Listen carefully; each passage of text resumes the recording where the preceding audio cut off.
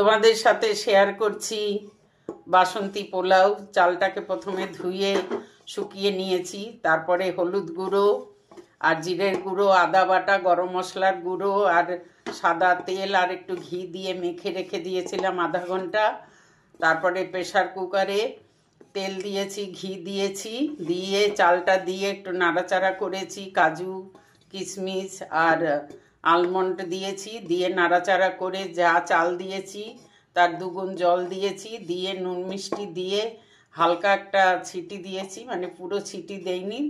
5 minute রেখে হুইসেলটা খুলে দিয়েছি। পোলাও রেডি, তোমাদের সাথে শেয়ার করলাম। খুব ইজি রেসিপি, তোমরা করে খেয়ে দেখবে, খুবই ভালো লাগবে।